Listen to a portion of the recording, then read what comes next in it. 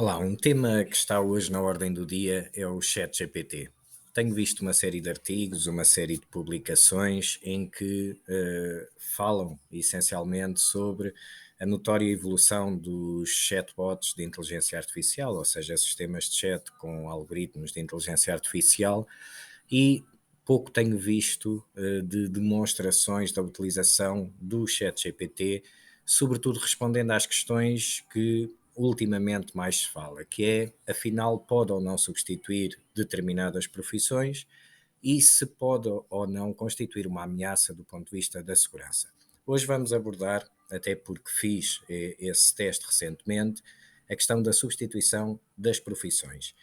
E a conclusão a que cheguei, e posso adiantá-la, é que efetivamente o ChatGPT funciona como uma ferramenta, tal como quase toda a tecnologia, pode ser um auxiliar em dados momentos, nem me parece que seja neste momento, e pelo menos no atual modelo, o mais eficaz, mas substituir profissões tenho muitas reservas. E porquê?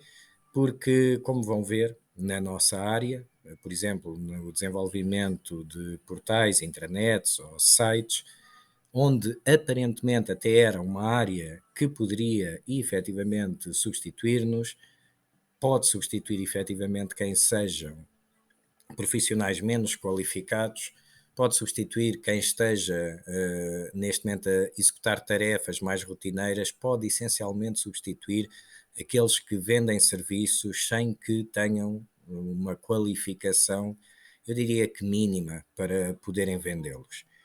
No caso, e para que seja algo simples e compreensível para a maioria, peguei no exemplo do maior gestor de conteúdos do mundo, que é o WordPress, e tentei perceber até que ponto é que poderia substituir um profissional de execução de sites, portais, internets em cima do WordPress, com algumas questões muito básicas. Vamos então testar.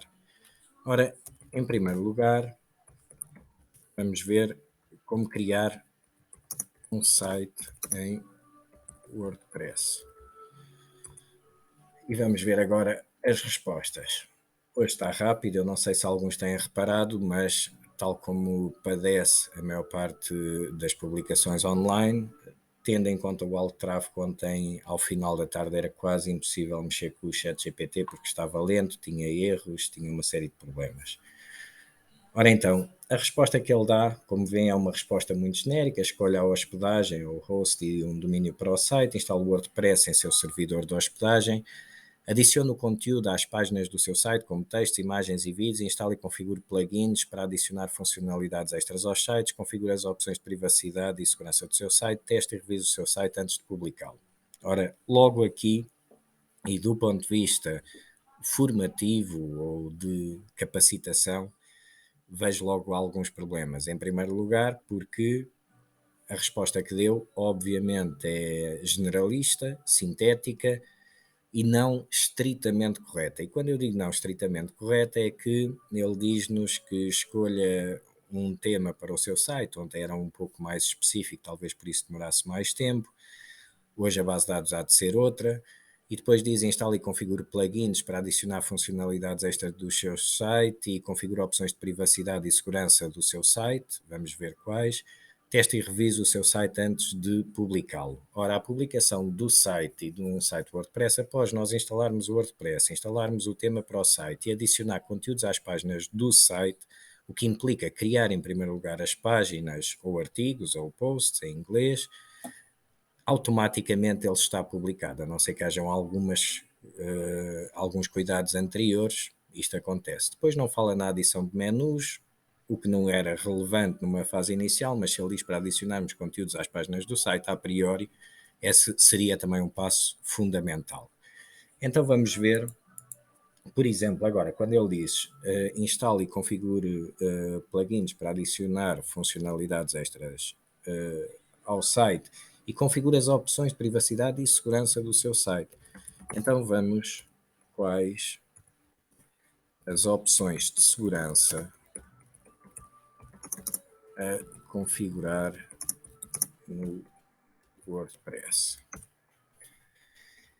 E enquanto ele pensa em porque é que nós estamos a fazer estas questões no contexto da experimentação do ChatGPT, por uma razão básica, porque hoje em dia o WordPress, como sabem, tanto é utilizado por profissionais com alguns conhecimentos de programação, de estruturas de bases de dados, etc., como por agências de comunicação, onde os técnicos que usam têm conhecimentos um pouco mais superficiais e, portanto, sabem trabalhar do ponto de vista do interface gráfico, mas depois não sabem que implicações é que tem do ponto de vista da estrutura das bases de dados, etc. Aliás, somos consultados exatamente por isso.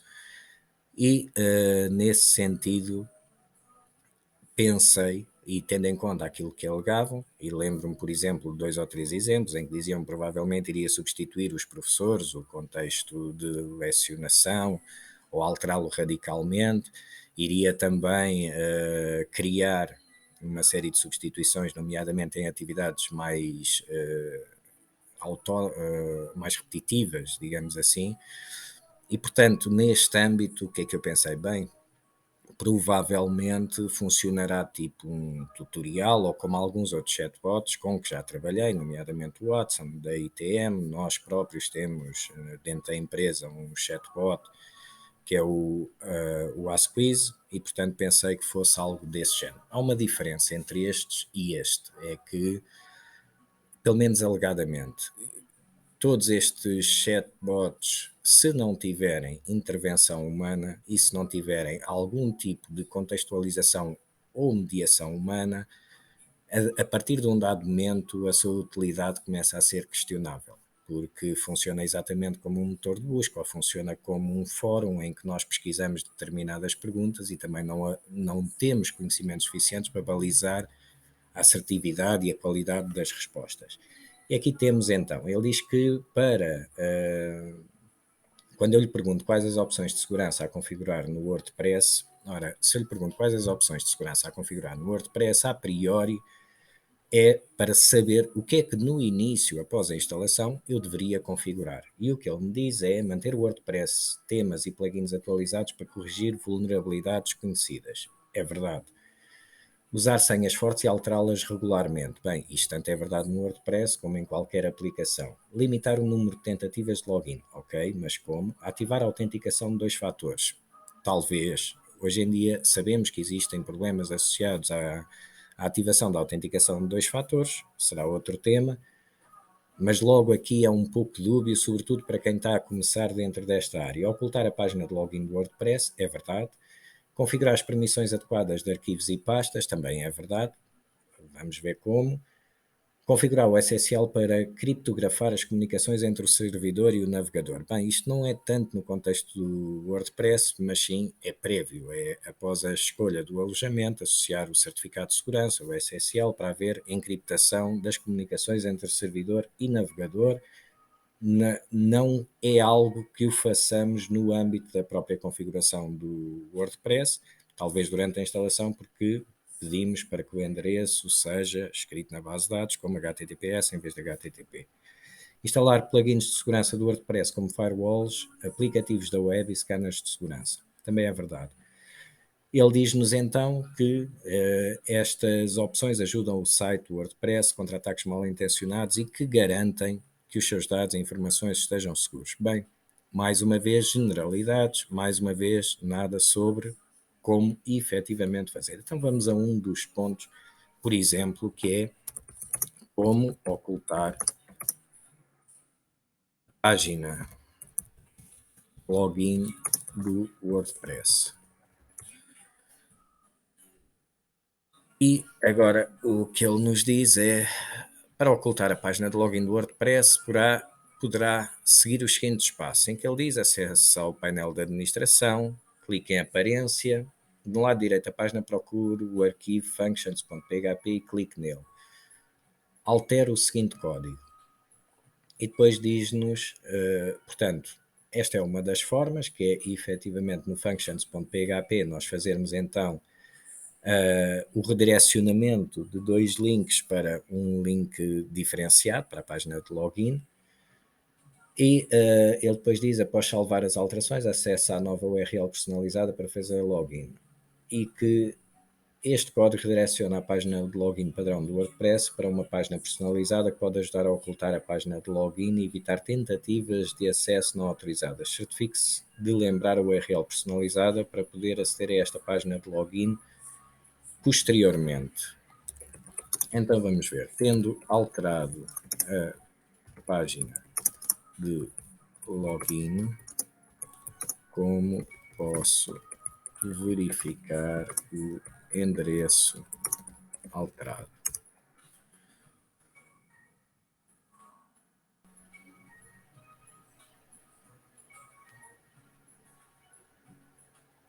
E agora reparem, a resposta que ele nos dá é sequencial e em função da primeira resposta que deu. Por acaso tem alterado ao longo do tempo, no entanto, aqui quando eu digo que tenho alterado a página de login, como posso verificar o endereço alterado, ele dá-nos uma forma e essa forma é de facto pressupondo que a forma como alteramos que foi a anterior, mas não é a única. Na realidade existem várias formas, a alteração do fecheiro functions.php é uma delas, nem tão pouco a mais completa e muito menos a mais eficiente, e se tivermos alterado de outra forma qualquer, e podemos alterar pelo menos de duas outras formas diferentes, este caminho que nos dita não vai resolver absolutamente nada.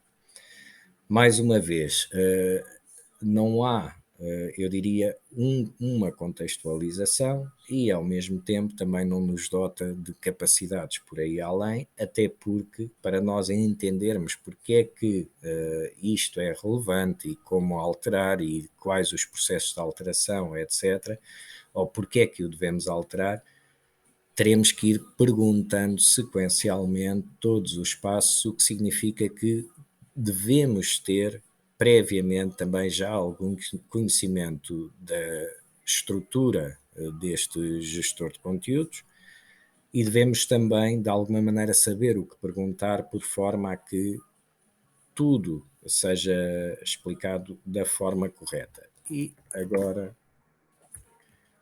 mais uma vez, vamos fazer uma pergunta simples.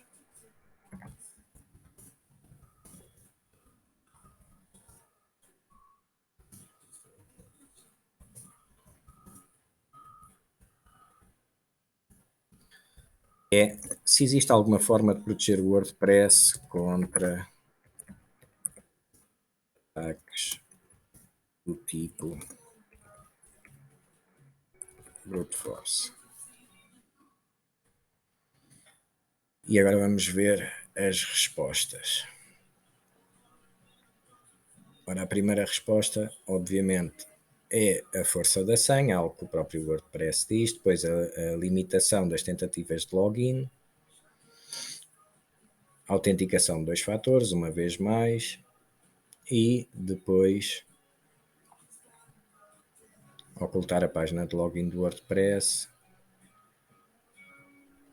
e firewall de aplicativos da web, WAF. Usar uma VPN com o WordPress. Pronto, mais uma vez, não são as únicas, existem milhares de outros parâmetros passíveis de serem parametrizados. Existem também escolhas a serem feitas em cada um destes passos, porque cada um deles terá consequências também, nomeadamente na execução de outras funcionalidades do próprio WordPress. Agora, não vou continuar, até porque nota-se que efetivamente há alguma evolução diária, o que é perfeitamente normal, porque quanto maior for a base de dados, quanto maior for o número de perguntas que alimentem esta base de dados, maior será a cutilância e a assertividade do aplicativo. O que eu vos digo é, se compararmos isto com isto, o que eu vejo é, em primeiro lugar, os passo a passos que aqui vemos, por exemplo, via YouTube ou os próprios manuais da própria aplicação,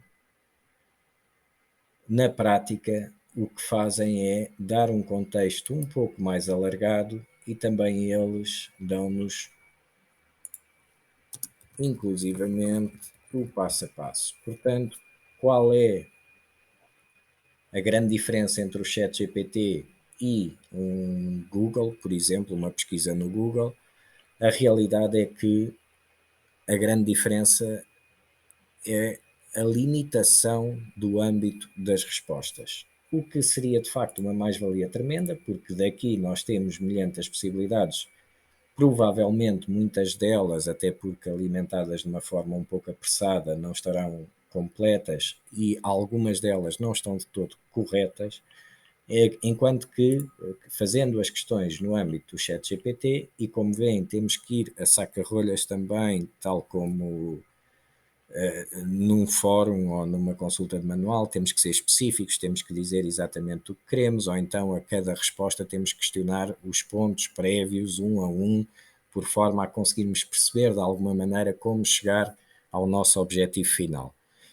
Aquilo que eu vejo é respostas efetivamente, a maior parte delas corretas, não todas, posso-vos dizer que estive a fazer alguns testes e também há menções, por exemplo, a plugins específicos, no caso do WordPress, a hospedagens específicas que por acaso nem são de todas mais seguras, mas são as mais correntes e as mais famosas, e nesse sentido o ChatGPT eu diria que nitidamente pode substituir profissionais que trabalhem, por exemplo, ou vendam serviços no âmbito do WordPress com conhecimentos muito superficiais da própria plataforma, dificilmente pode substituir um profissional que tenha alguma experiência e alguma qualificação neste âmbito e que esse profissional pode efetivamente usar, como provavelmente o farei, o ChatGPT para análises, para sínteses a fazer junto dos seus colegas, ou seja, como uma ferramenta complementar, eventualmente, de formação. Complementar, não substituta.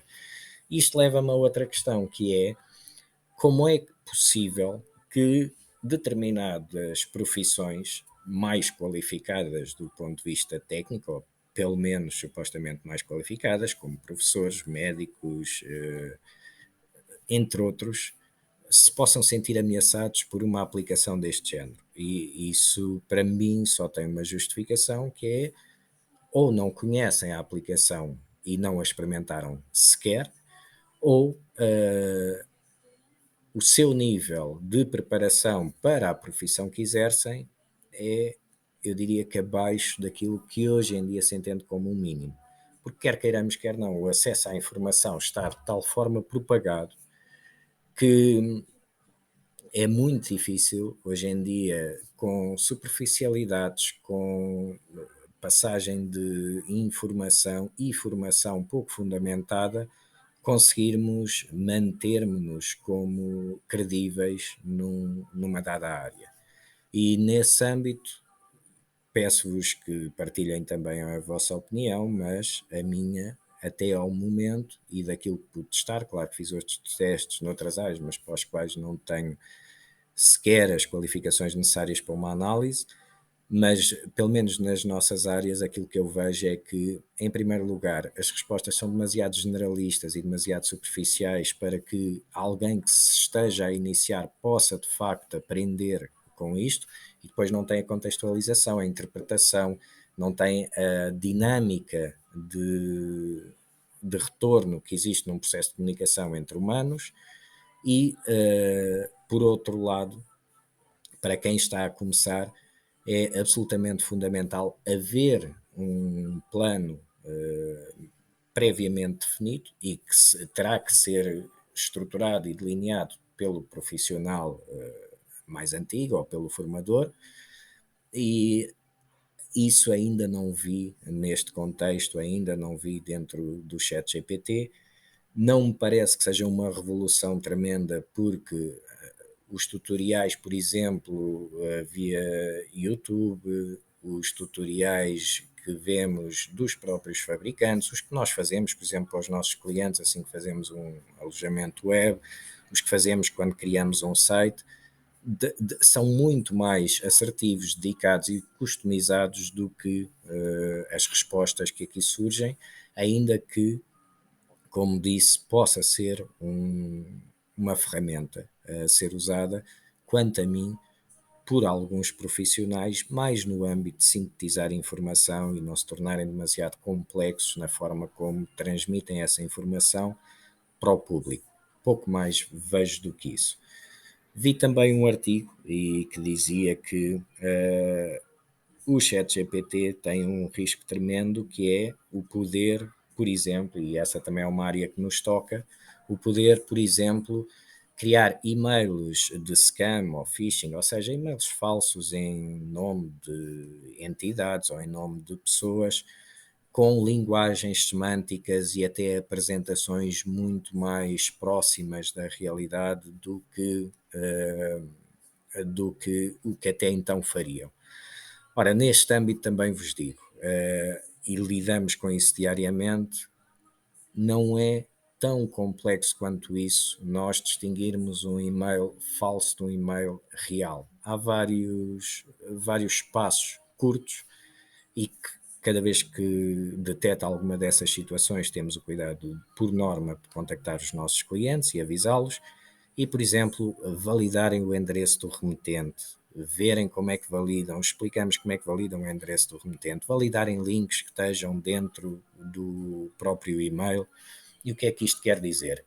Qualquer passo que seja para clicar, se o remetente, o e-mail remetente, não é arroba o domínio da própria instituição ou da app, ou se o link que têm depois para fazerem a validação não é um endereço, um URL, ou seja, um endereço que colocam no browser e que é exatamente o da instituição que alegadamente estão a representar.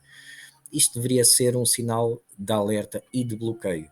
E nesse sentido, a partir do momento em que detectam algo do género, e se estiverem com um cliente de e-mail, basta porem o rato por cima, por norma até aparece o endereço para onde serão direcionados, ou na parte inferior, se tiverem via webmail, se clicarem nos detalhes também aparece, e portanto o que falta é essencialmente formação para se usarem determinadas ferramentas, e no contexto de uma coisa tão corriqueira, tão usual como o e-mail, temos tendência a achar que não é necessária nenhuma formação por aí além. E não é, mas é necessária alguma formação fundamentada. É necessário entendermos o que é que pode acontecer na recepção de um mail, quando clicamos num link, etc.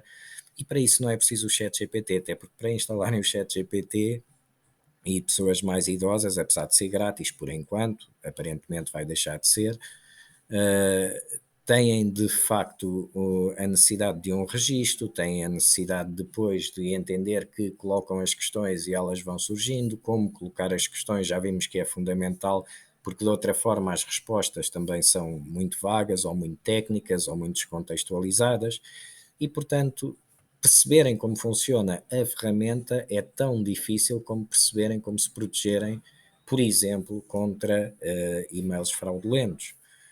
E, portanto, nesse âmbito vos digo que, por mais